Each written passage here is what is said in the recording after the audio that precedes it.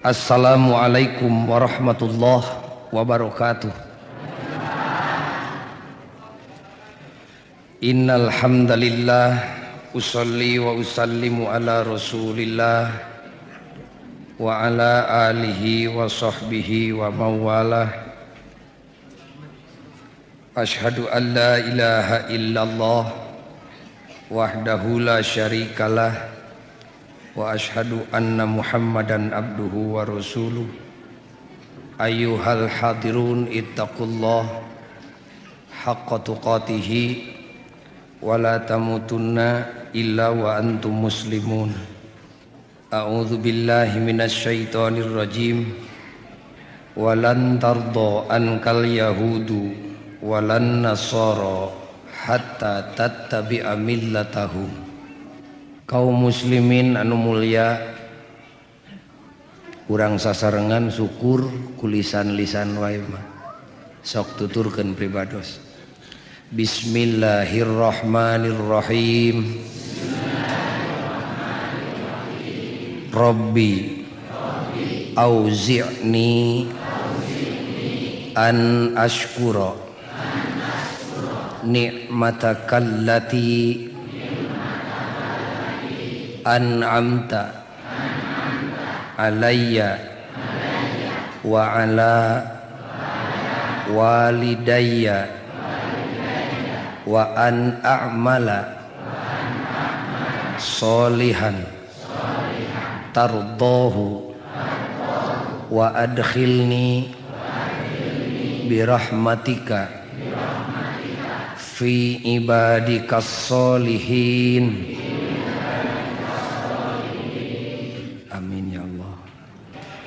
Kaum muslimin anu mulia, masjid teh salah sawios tanda-tanda keagungan Islam. Ari agama Islam teh agung tur mulia. Dugi ka umat Islam nu pinter jeung nu bodoh reueus agul ku agungna agama Islam, agul ku dijadikeun umat Rasulullah Muhammad sallallahu alaihi wasallam. Lamun seug urang nanya kadulur urang nu aya di padesaan, nu galibna ku urang kota sok disebut awam. Ari awam teh eta teh kata ganti tina bodoh. Dari disebut bodoh mah ngulibek beuteung teh.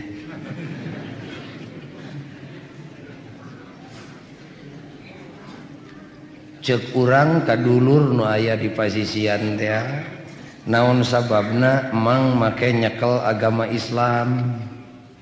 Lantaran Islam agama nu mulia, agung, bari luhur, tur moal aya nu bisa ngungkulan ka Islam. Kitu pokna. Pindahkeun we eta pertanyaan teh ka santri. Naon margina ujang santri manitoh pati jiwa raga melaan Islam teh? Jawabanana ge cara nu tadi, ngan pedah ku santri diganti ku bahasa Kangjeng Nabi. Kumapokna al islamu ya'lu wala yu'la aleh. Ceuk santri eusina mah cara nu tadi we. Teu seubeuh nanyana teh dituluykeun deui we ka urang desa teh. Cing atuh amun nya ge Islam agung jeung mulia, naon buktina? Kumaha jawabna? Entong cek cok ujang da abah ge teu pati nyaho.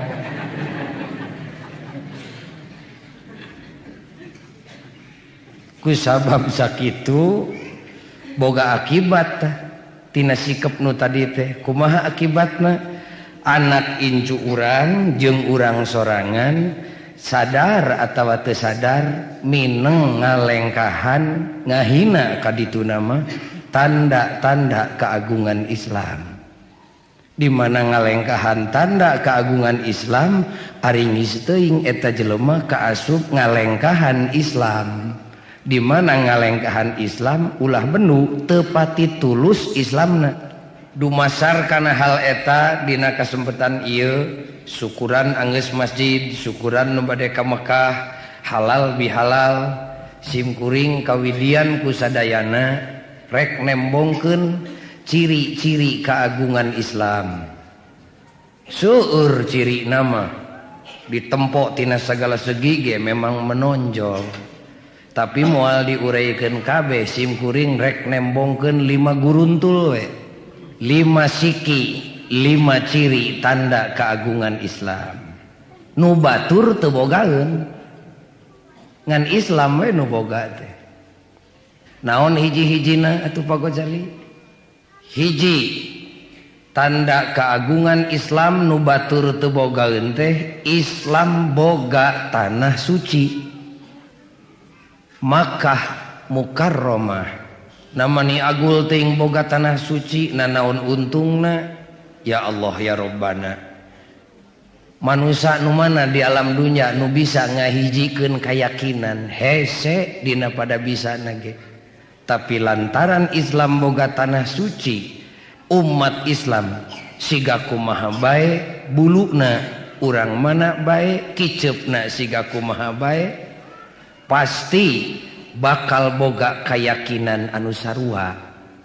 Pan karaos ku urang ge dina usum salat mah teu katemong perbedaan di kelompok mana ti aliran mana asal sahadatna nyangsang dina dadana tetep salatna nying hareup ka kiblat Baitullah nu aya di tanah suci. Gobrag maot da teu aya ngaranna umat Islam nu getol ibadahna jeung nu langka sarua we kabeh ge nying hareup ka kiblat nu aya di tanah suci. Natos menakan Bapak aya kaum muslimin di kuburanana nying arah ngidul ngaler ngetan kawetan kabeh ge ngaler bari ka kiblat beungeutna. Pan geus ngahiji umat Islam dina keyakinan. Nu kadua rek teu agul kumaha da batur mah teu bogaeun. Pan batur ge boga Baitul Muqaddas sumuhun tapi lain nu manehna wungkul tapi jeung nu urang sararea. Kitu oge da teu sarua. Baitul Muqaddas jeung tanah suci Makkah Mukarramah. Suci nu piur suci malah punten sanes nangtang simkuring. Bilih di dia aya mahasiswa calon sarjana sejarah pek pangorehankeun di kolong langit ieu di bumi kagungan Allah nah aya agama nu boga tanah suci cara Islam teu aya iwal ti Islam disucikeun ti kawit turun ayat ceuk Allah innamal musyrikuna najasun saestuna jelema nu musyrik teh najis. Waduh da eueuh deui kecap nu pangkotorna iwal ti najis najis nu musyrik teh disemet turun ieu ayat fala yaqrabul masjidal haram teu idin kami ceuk Allah jelema nu musyrik kudu nincakeun dampal sukuna di tanah suci nu disucikeun ku kami. Turun eta ayat Rasulullah miwarang ka Sayyidina Ali umumkeun gorowok dibaca ku Sayyidina Ali di Mina yen ti poe ieu Makkah Mukarramah haram ditincak ku jelema musyrik. Nabi turun tangan ditangtukeun radiusna sakitu kilometer pasagi teu meunang ditincak ku nu musyrik. Entong dampal sukuna buuk salamar jelema nu musyrik ragrag di tanah haram teu idin Allah. Sok pangneangankeun nu siga kitu. Da simkuring ge mineng ngobrol jeung jelema nu karek mulih ti Baitul Muqaddas. Tentara nu basa ditugaskeun ka ditu jadi tentara PBB ngobrol jeung simkuring ti rohaniawanna kumapokna Masya Allah tabarakallah di Masjidil Aqsa masjid nu Allah nu disucikeun ku Allah teh tempat ibadah ka Allah digigireunana teu asa-asa jelema mabok dangsa dangsi silirangkul awewe jeung lalaki nu lain mahram. Di mana? Di tanah suci salianti tanah suci Makkah. Naudzubillahi min dzalik. Aya di Mekah nu kitu teu aya. Boro-boro di Mekah di urang we masjid nu suci ya ngan teu sarua jeung masjid itu da itu mah indung sagala masjid atuh. Sok pilarian di urang aya jelema nu daek nyieun kamaksiatan di masjid. Naudzubillah teu aya di urang ge. Teu aya. Nya lumayan karek tingkat bobogohan mah teu kabilang kitu sote barudak dari kolot mah ukur nyontoan wungkul justru kulantaran kitu Yahudi, awas, Yahudi musuh manusia sakolong langit, Yahudi iri hati terhadap Islam, sirik ka Islam eueuh eureuna, tapi ka kiamah moal eureun, lain cek Gojali cek Allah. Yahudi iri hati ka Islam lantaran Islam boga tanah suci, ku ayana tanah suci agama Islam bakal babari ditarima kuno bodoh jeung kuno pinter cek Yahudi. Keun urang caritakeun Yahudi ti dieu sugan we katorekan katanya. Panas meureun ceulikna nya. Da si eta mah pangcilimitna jelema tuh. Nagara urang tos 10 tahun merdeka tapi kakiwari da teu nyieun duta di Israel teu ulah nyobat jeung si eta mah licik tukang ngadukeun jelema adi kuasa di alam dunia ada hakikatna mah Yahudi duanana ge tukang ngadukeun jelema ari ngadukeun jelema tara kuleungeun sorangan tapi sok mihape ka batur si eta mah licik. Bapak mun dek angkat ke luar negeri isuk dek ka Singapura dek ka Amerika menta paspor ka imigrasi dibere tapi dicap di sisina teu meunang ka Israel. Bisi antel jeung jelema licik iri hati terhadap Islam kumaka dituna salilana Yahudi berusaha rek ngotoran tanah suci ti iraha tiba heula tepi ka kiamah nu bakal datang moal eureun Yahudi berusaha ngotoran tanah suci. Kumaha carana? Kurupa-rupa cara komo ayeuna usum kamajuan di abad sains jeung teknologi canggih pan usum canggih ya namanya cek Yahudi lamun di tanah suci Makkah eueuh bioskop aing teu eleh lengkah. Ayeuna mah rek nyieun film nu bisa dipesakan ku unggal jelema, film nu leuwih brutal tinimbang nu di bioskop dijieun ku si eta film lacur lain wungkul awewe jeung lalaki tapi lalaki jeung lalaki awewe jeung awewe nu paling keji lacur awewe jeung sato hewan naudzubillahi min dzalik dijieun ku si eta disebarkeun ke seluruh jagat supaya umat Islam terlibat. Di urang ge kajaksaan teu eureun unggal poe ngorehan bisi aya boga nu kitu. Teu kecil kemungkinan ku Yahudi dibaledogeun disulundupkeun ka tanah Arab. Teu saeutik kemungkinan jelema-jelema nu cicing di tanah suci mibanda miboga film nu jahat seperti kitu. Naon maksudna?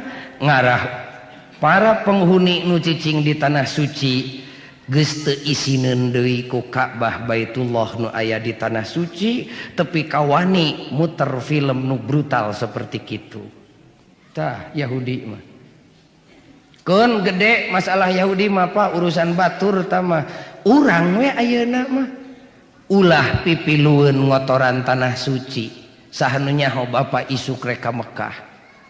Di Mekah hayo ngadon gelut, hayo di Mekah ngadon pasea teu saeutik nu wani maehan batur a'udzubillahi min dzalik. Terus cerewet nyarekan urang Arab si Badawi teh si onta teh dek nanaonan pantes Allah tepi ka ngajaga dilarang ku Allah di mana nincak ka tanah suci utamana dina waktu ngalakukeun ibadah haji fala rafasa wala fusuqa wala jidala fil hajj cek Allah. Ngomong kotor geus teu meunang, diskusi nu menjurus kana kahancuran jeung kana papaseaan geus teu meunang. Bisi ngotoran tanah suci. Saha nu uninga di antawis urang nu hadir di dieu boga baraya nu keur ngala duit di tanah suci. Dek nu disebut TKI, dek disebut TKW. Nu keur digarawe di ditu pek bae ngala duit mah di mana-mana ge meunang.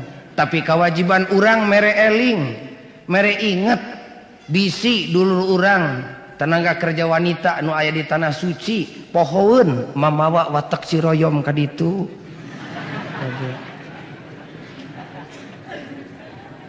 Kebeneran ngajina di ciroyom ya. Sabab tanah suci jadi tanda keagungan Islam. Hiji sok dangukeun bu ngarah ka harti. Dua, tanda keagungan Islam nu batur teu bogaeun teh naon yeuh? Islam boga kitab suci Al-Qur'an jenenganana. Namanya agul teuing pan batur ge boga kitab suci, kan tenan we ngan teu sarua jeung kitab suci Islam. Pelebah mana teu saruana? Loba kabina-bina. Di antarana sok pangorehankeun bisi aya sarjana sejarah. Kitab suci mana nu meunang jaminan ti Allah? Toret, Jabur, jeung sajabana pek. Teu aya iwal ti Al-Qur'an. Ceuk Allah, inna nahnu nazzalna dzikra wa inna lahu lahafizun. Urang Masjid Al-Musyawarah tong hareudang tong bayeungjang tong keung bisi kitab suci Quran dipalsu ku jelema moal eta teh omongan kami kalam Allah. Kami nu nurunkeunana, kami nu ngajagana ceuk Allah. Tong keung boro-boro leungit salamar saayat ge moal. Boro-boro saayat nun we pahili jeung iya bakal kapanggih. Naon sabab? Allah nu ngajamina. Sok aya kitab suci nu diturunkeun beh dituun Quran nu dijamin seperti kitu? Teu aya. Kumaha Allah cara ngajamina? Duka teuing urusan Allah. Duka. Ngan nu jelas mah geus kitu ditakdirkeun ku Allah Quran 30 juz bet babari dipindahkeun tina tulisan kana sirah. Da teu saeutik di Bandung ge nu katalar Quran. Loba. Alhamdulillah sim kuring ge gaduh pun adi di Surabaya. Awewe adipun bojo, awewe parawan umur 17 tahun katalar Quran. Kok bisi pemuda butuh asal kaharti weh.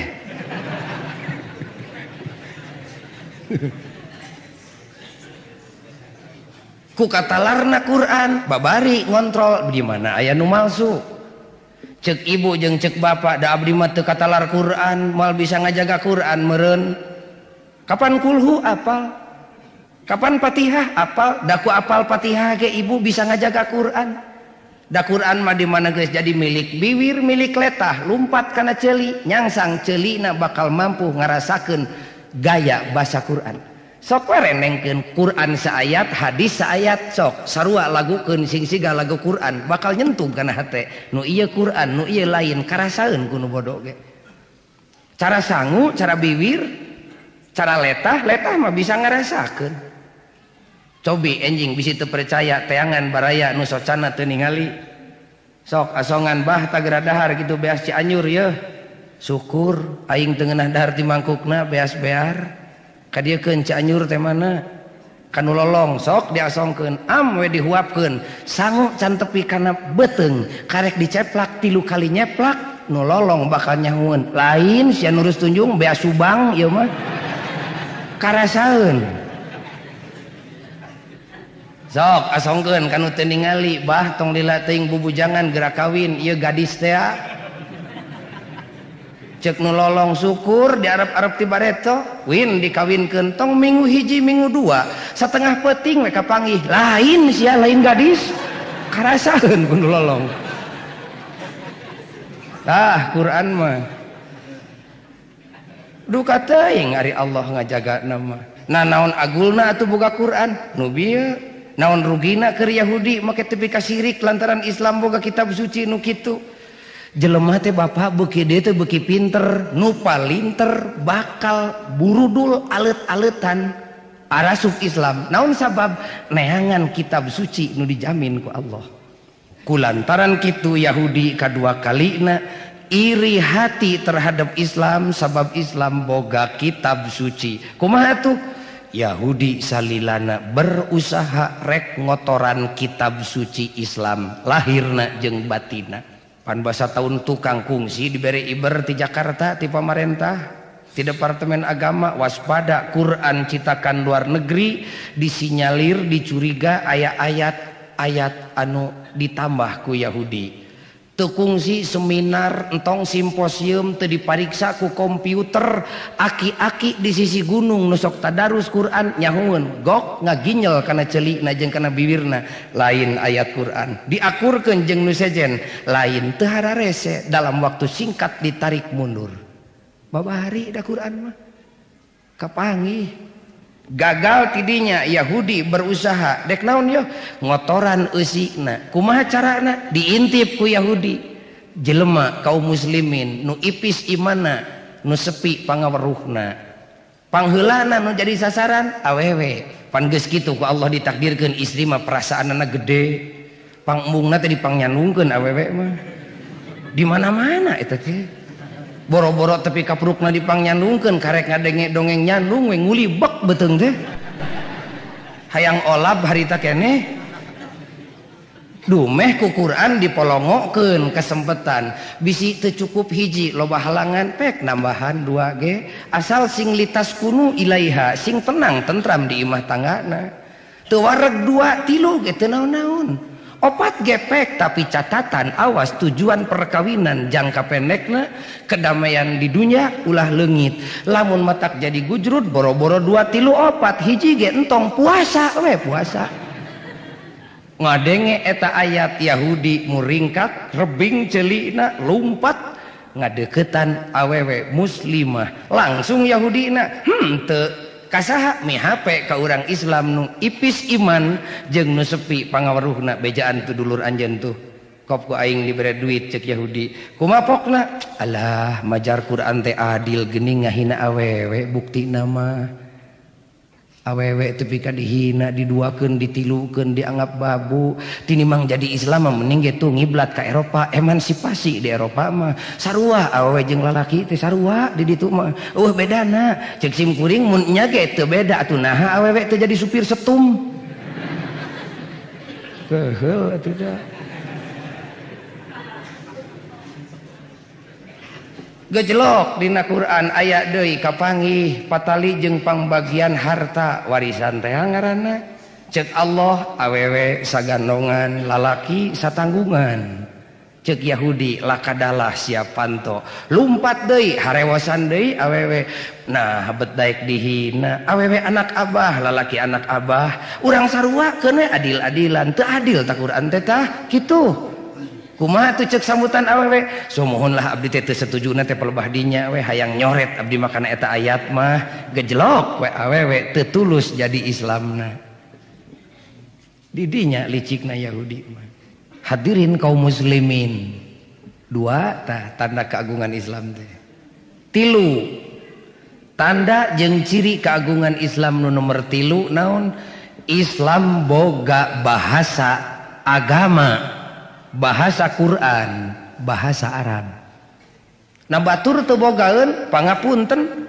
pangorehankeun di kolong langit ieu agama mana nu boga bahasa agama Jabur pek dina bahasa naon panti Allah mimitina ka mana bahasa Allahna ayeuna sok pangmilariankeun agama mana di kolong langit nu boga bahasa agama ilmiah itu sim kuring teh teu ditumpangan ku maksud anu subjektif teu teu aya iwalti Islam naon untungna boga bahasa agama kapan basa teh rek dipake gudang rek dijieun leuit keur neuneun ilmu agama nu mulya perlu digudangan ku naon ku bahasa nu naon nu kuat nu alus basana ku sabab kitu lantaran Islam boga bahasa agama ulah kaget Islam bakal diterima kuno bodoh jeung kuno pinter beuki dia manusia beuki pinter beuki neangan agama nu dijaga ku bahasa agamana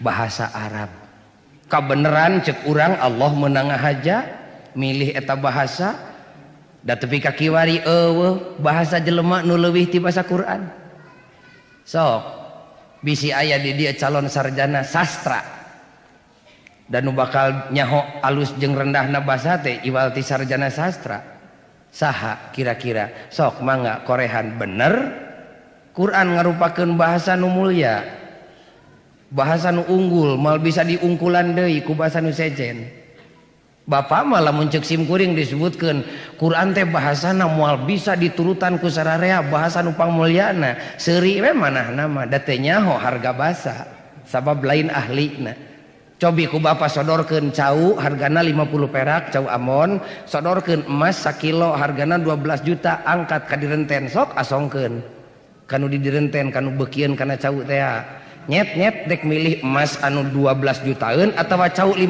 perakeun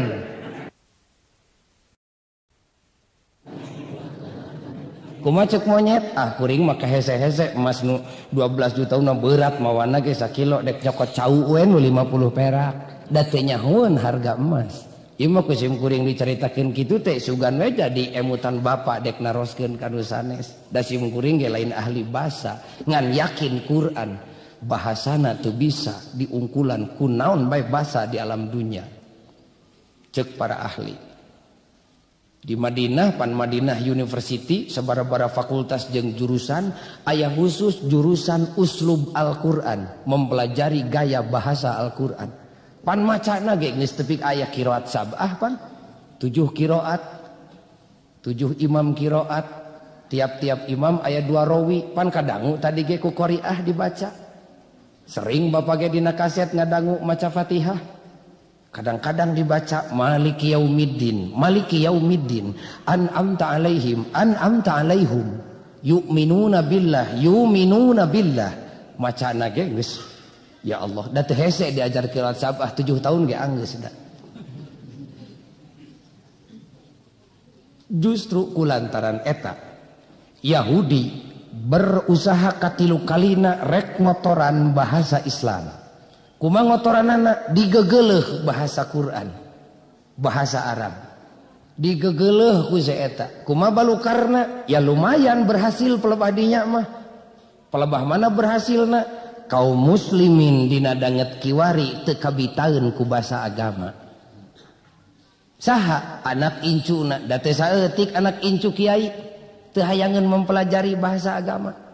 Teu wawuheun kana bahasa Arab. Digogoreng sabab ku Yahudi. Persis cara bapana urang. Urang Islam ti bubudak ayeuna dugi karamut geus jadi 2 rupa. Hideung jeung bodas geus cueut ka hareup mun panon poe mah tereh surup da masih keneh ngeunah barang dahar. Ngaku Islam ti bareto padahal can ngarti karena bahasa agamana sorangan. Dalam di pikiran mah kudu gering galingging panas tiris. Sumun teu ka kiwari ibu jeung bapak jeung sim kuring pan can bisa ngahartikeun jampe salat-salat acan. Nya jampe salat teh sebutna teh lah. Entong disebut hese da kolot baheula mah kana bacaan Fatihah teh jampe salat we nyebutna teh. Pan urang can ngarti kana jampe salat-salat acan. Nu mawi di dia aya ajengan 3 Garut sumping bingah pisan ajengan Ahmad ngalih ka kidul atuh sok teraskeun di dia tong luhur-luhur teuing keur kolot mah urang narjamahkeun jampe salat we ti usoli tepi ka atahiyat tepi ka salam ti wajhtu tepi ka subhana rabbiyal azim jeung subhana rabbiyal a'la tepi ka tahiyat teu pira ibu pan Fatihah teh 7 ayat teu pira teh jumlah ayatna saayat sugan saminggu 7 minggueun tanalar Fatihah ditarjamahkeun lamun berat teuing saminggu saayat sabulan atuh saayat alhamdulillahirabbil alamin sabulaneun tah sakitu berat sabulan mah sataun 7 tahuneun tah Fatihah subhana rabbiyal azim ditarjamahkeun sugan we ku ngarti tarjamah dibaca dina atina bahamna ngocoblak maca Fatihah sugan we leuwih deukeut ka rumah suci dina salat atuh ka Allah teh deukeut peupeurieun keur dagang mung di deukeutan. Urang mah pan encan tepi ka ayeuna karek sibuk teh jeung ribut parbut wa bihamdihi we. Ti bareto tepi ka ayeuna jeung usoli. Ceuk saurang sia kudu make wa bihamdihi, ceuk nu saurang entong make wa bihamdihi di dinya we guguli pekan. Naon abah wa bihamdihi teh teuing tong cerewet sia kitu we ti dituna. Kamari salat jeung sim kuring barudak gaduh barudak nu ngaraji duaan nyaeta nu saurang keukeuh hayang make wa bihamdihi nu saurang hayang tong make cek sim kuring tong pasea ari beda mah pek bae lamun perbedaan nimbulkeun pecahna umat tepi ka Islam ruksak benu Allah jeung Rasulna ari beda mah pek asal boga dalil cek sim kuring jempling memeureun daerah ku guru cong saralat duaan berjamaah nu berjamaahna nu sok make wa bihamdihi mani ngageleger subhana rabbiyal azimi wa bihamdihi gitu atuh nu ditukang nu makmumna tara make kumaha cek nu ditukang subhana rabbiyal azimi tanpa wa bihamdihi kapan teu cenah gabeh tungtungna mah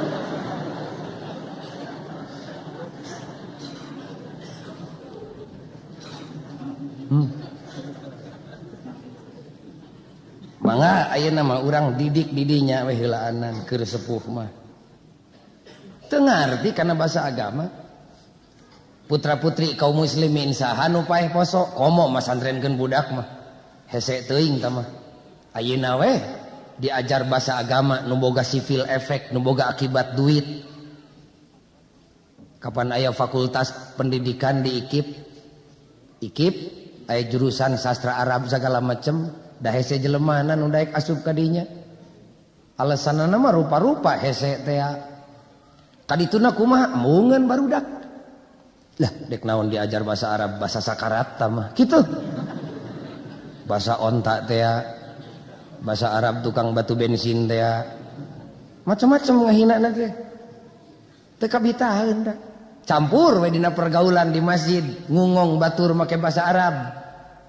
Kumaha putra urang putra kaum muslimin nu teu bisan bahasa Arab da teu eraeun kumaha jawabna bari ngareuneup-reuneup dada bahu tak-tak abdi mah teu tiasa kitu dirinyeg-rinyeg teh pan budak ayeuna mah ari ditanya teh kitu nya tak-takna teh ka luhur di mana jang bumi Pak RT dukanya dah meureun nurutan urang Eropa ti ditu na meureun nya pantes teh dirunyag-runyag gitu mun awakna jangkung badag ari peceklek leutik mah ujang ngewa atuh entong dirinyeg-rinyeg urang nurutan urang dia we urang mah da urang Indonesia sopan bari rengkuh teh teu eraeun campur we jeung jelema waswis batur bahasa Inggris jeung urang Inggris kumaha tah putra urang nu kaluar ti SMA teu bisa ngomong bahasa Inggris da asak harita keneh beungeutna teh ceuk bahasa deungeun-deungeun mah minder wardah abdi mah bade wangsul kunaon isinna teu tiasa ngomong kitu eraeun hina rasana teu bisa bahasa Inggris seuseurean we teu bisa bahasa Quran mah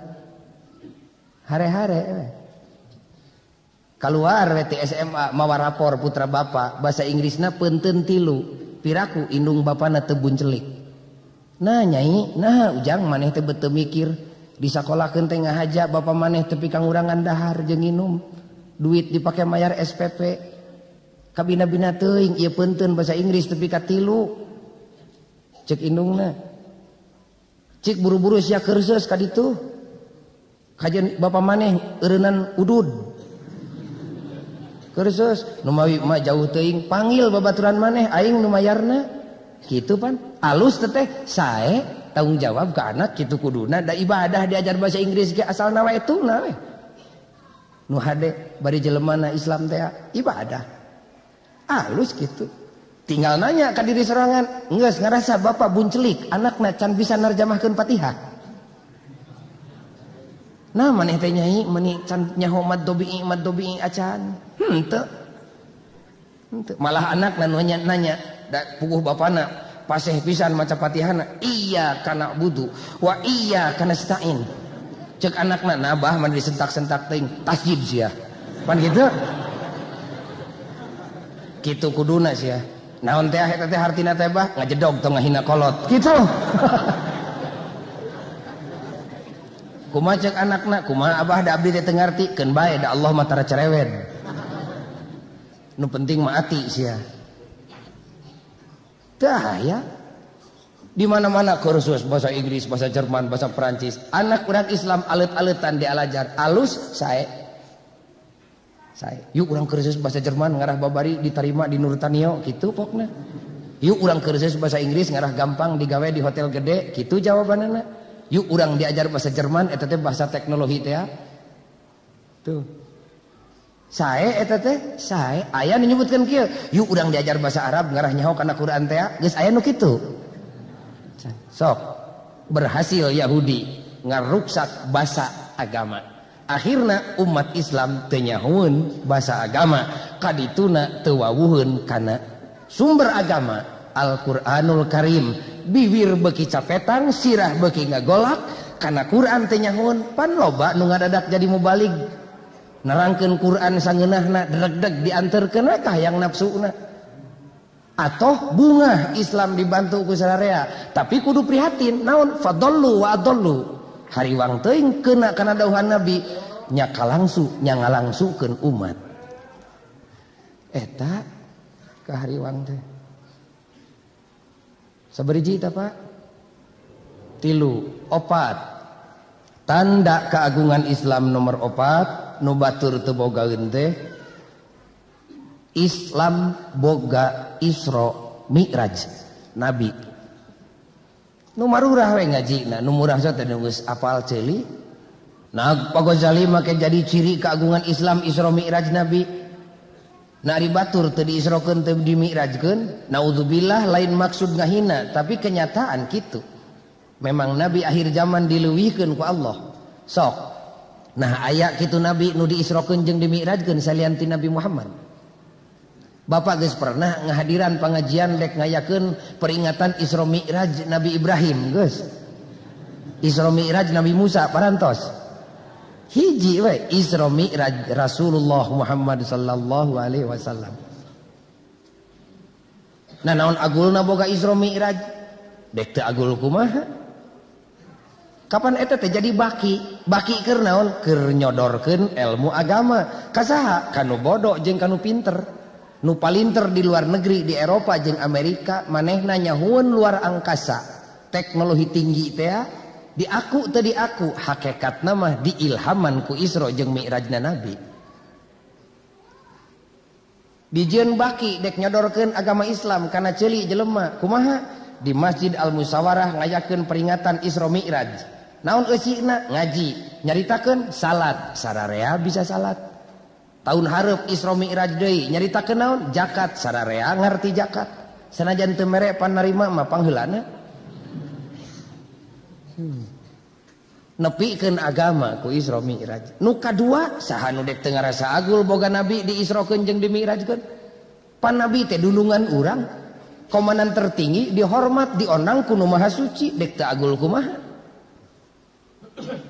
Bari dionang ge da lain weekend, amar wujub, lain istirahat, lain cuti, dek teu agul kumaha? Nabi nu suci disucikeun ku Allah, diondang ku nu maha suci, piraku teu bunga. Ima emut kamari bulan puasa simkuring diundang buka bersama.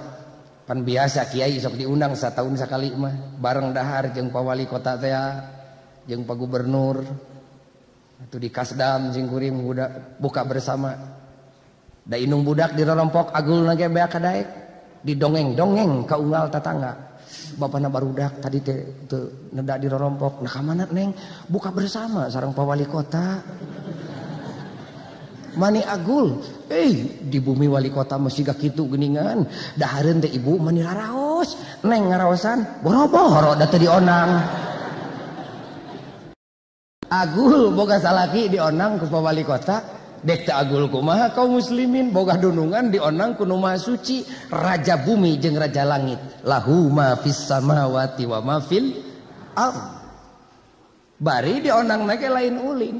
Dek naon linuriyahu min ayatina, rek ditempokkeun kana ayat-ayat Allah nu tertulis jeung nu teu tertulis, dek ditempokkeun kana sagala persoalan nu katempo ku panon jeung nu nyumput, tepi ka surga jeung neraka ditembongkeun. Tuh pitempateun anjeun jeung umat anjeun nu saleh, tuh pitempateun umat anjeun nu salah. Kumaha Gusti abdi bade kadinya jeung umat abdi? Heh, kuncina keur maneh bari bikeun ka umat maneh. Keur mukakeun pantos surga. Naon Gusti kuncina? Aqimis shalah, tegakeun salat. Dek teu agul kumaha? Da ibu ge lamun boga salaki nyaba genep bulan teu ngirim beja-beja pan meureun ngingkig galebe mentarapa. Ari usum dek rapa salaki datang mawa Honda Accord duit 10 juta, da bitna ge 7 likur kodi. Teu tulus palebe Pak Amil teu cios, da bapak budak datang kabeneran geuning mawa Honda Accord jeung artos 10 juta. Buah diwedakna ge 5 kali sapoe. Cacak mawa duit, ieu mawa salat. Jadi kunci keur mukakeun karidhoan Allah. Saenyana kaum muslimin lamun ngarti kana hargana salat, haram moal bisa jeung moal daek ngecageun salat. Leuwih mahal tinimbang nyawa. Coba lamun uninga kana hargana salat eta teh kunci keur mukakeun ridhona Allah.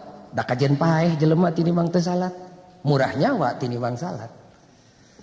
Coba. Tah. Nu katilu mah saha nu dek teu agul pan eta teh kahormatan psikologisna ge. Aduh. Entong make Isra Mi'raj Pak, entong. Urang we bangsa Indonesia ayeuna nu ngarti anyar keneh pan kalengitan Thomas Cup dibawa ka negeri Cina umat Islam khususna umumna bangsa Indonesia nu ngarti tepi ka kiwari rieutna can eureun. kalengitan Thomas Cup. Nah bisa didahar boro-boro. Naon atuh kahormatan internasional dina bidang olahraga pan urang geus agul.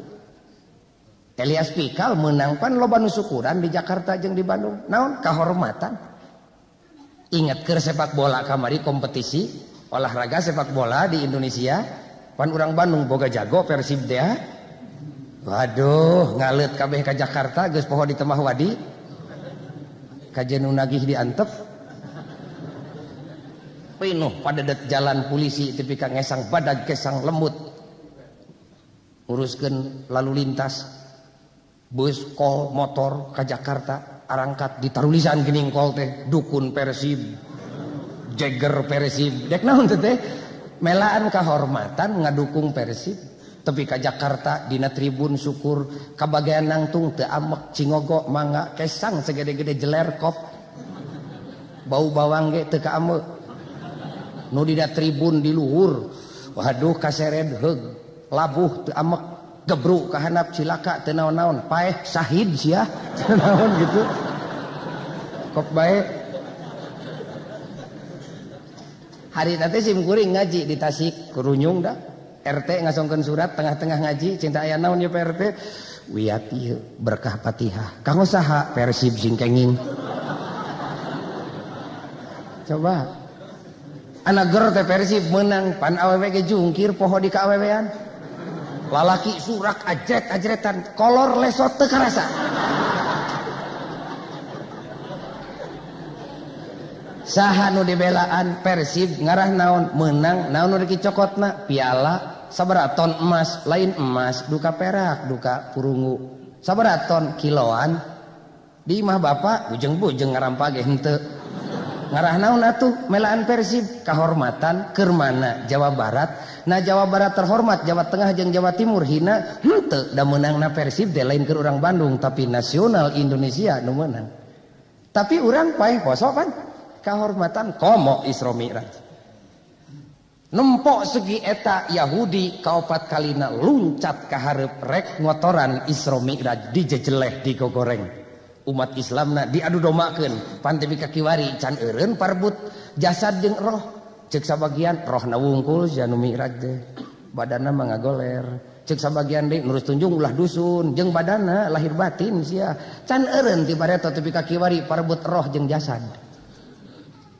kumaha kadituna diteangan orang Islam nu tadi teh nu ipis iman sepi pangaweruh gunakeun we leungeunna ngarah ngarti orang kampung tulis gambar tulis we dina kaca subhanallazi asra bi abdihi lailam minal masjidil haram ilal masjidil aqsa dad gambarna Masjidil Haram dad dibelah kenca gambar Masjidil Aqsa plek digambar kuda di tengah-tengahna ganten kudana buntutna tepi kana taneuh ti beuheung ka luhur awewe geulis lir bintang film sedowna molotot lipstikna 2 black tulis we di handapna ieu teh burok teh kendaraan Kangjeng Nabi tapalkeun we ku urang di imah urang sigana mah ngamulyakeun pikir we ku urang budak yang ngilu mikir pantes kira-kira Rasul Allah nu disucikeun diundang ku nu maha suci dek ngadeheus ka nu maha suci bari initna ge ti peuting pantes babarengan jeung awewe nu lain mahram pantes henteu naudzubillahi min dzalik saha Yahudi berusaha di mana nyokotna tina ikhtilaf umat Islam urang kieukeun Yahudi nu ngagambarna lain urang Islam saha nu noelna si eta bisi aya di bumi Bapa wayahna turunkeun we heulana turunkeun kitu talicikna Yahudi sabaraha tah 4 terakhir 5 tanda keagungan Islam nu batur teu boga teh Islam boga Muhammad Rasulullah pan batur ge bogaeun Musa Rasulullah kantenan we bener lain nu batur wungkul pan jeung nu urang pan batur ge boga Ibrahim Rasulullah sumuhun nah atuh mani agul boga Muhammad Rasulullah kawas batur lain Rasulullah nabi nu sajana aya leuwihna naon leuwihna uswatun hasanah sok pangorehankeun nabi mana nu dibere gelar uswatun hasanah iwal ti nabi akhir zaman nah naon untungna Pak Ghazali boga uswatun hasanah ceuk basa zaman kiwari mah mitoda keteladanan metoda persuasif. Justru lantaran uswatun hasanah agama Islam babari diterima ku tukang tani, ku tukang dagang, kuno bodoh jeung kuno pinter. Naon sabab babari ngalakukeunana? Sabab tiap datang parentah jeung larangan, lain wungkul dituduhkeun masalah parentah, tapi langsung dicontohan. Salat cek Allah, umat nanya kedah kumaha Gusti salat teh? Contohan ku anjeun Muhammad. Ya ayyuhan nabi inna arsalnaka syahidan, anjeun teh saksi tina keagungan Allah jeung keagungan Islamna. Naon ari tugas saksi? Nembongkeun perkara nu nyumput. Quran teh agung tapi teu sararea nyaho kaunggulan jeung keagungan Quran teh tembongkeun ku anjeun. Laku anjeun tong jauh tina naon nu aya dina jero Al-Qur'an. Syahidan cek Allah. Puasa kedah kumaha Gusti? Contohan ku anjeun Muhammad. Kawin mah enggak hayang ti bareto kedah kumaha Gusti? Contohan ku anjeun Muhammad. Cek Quran teh imah tangga wa min ayatihi an khalaqalakum min anfusikum azwaja. Cek Quran kawin jeung awewe eta teh tanda tina kagungan Allah. Litaskunu ilaiha kedah kumaha atuh litaskunu ilaiha? Tenang tentram jeung damai teh. Contohan ku anjeun Muhammad. Sagalana dicontohan ku Kangjeng Nabi. Tapi ka bubuk leutikna ka heuai-heuai dicontohan. Punten sakedik nyimpang. Kangjeng Nabi mah kagarwa teh tara nyebut ngaran-ngaran acan ibu. Ya Khumairah, adinda tercinta, sayangku manisku, neng nu geulis kagarwa. Gindingnya sumping ti masjid balai ngaleueut nyana ku nyalira ka pawon. Kareret ku garwa ngacenghok Siti Aisyah ummul mukminin. Kunaon Rasul bet nyana ku nyalira? Nah benu ka jisim abdi? Henteu. Naha atuh? Bisi nuju repot? Henteu. Jig atuh. Karewek raksukan soeh kaput ku nyalira. Kunaon Rasul benu? Lain. Nah teu miwarang bilih repot? Henteu. Pek atuh. Giningnya Bu. Aduh, palai kawancara geus ka kitu. Hayangeun.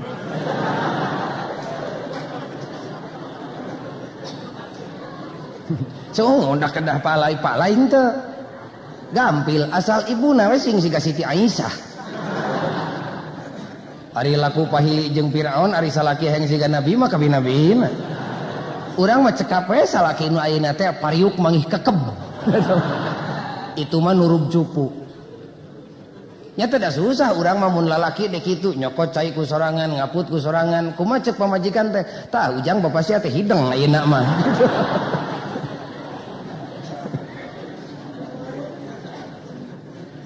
Justru lantaran eta kaopat kalina Yahudi berusaha dek ngotoran Kangjeng Nabi ngarah umat Islam teu sopan ka Nabi.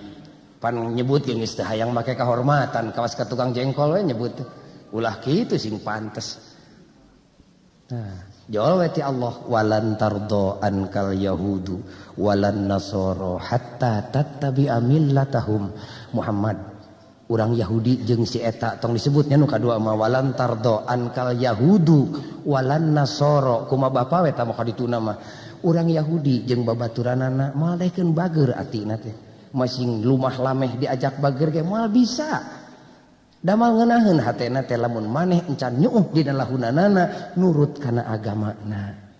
Ti sim kuring mah tekanan anu utamina mah ngajak putra putri bapa sina sonoun kana bahasa agama, sina nyaho kana ciri keagungan Islam, bisi kalengkahan sabab identik jeung ngalengkahan Islam. Cekap sim kuring sakitu.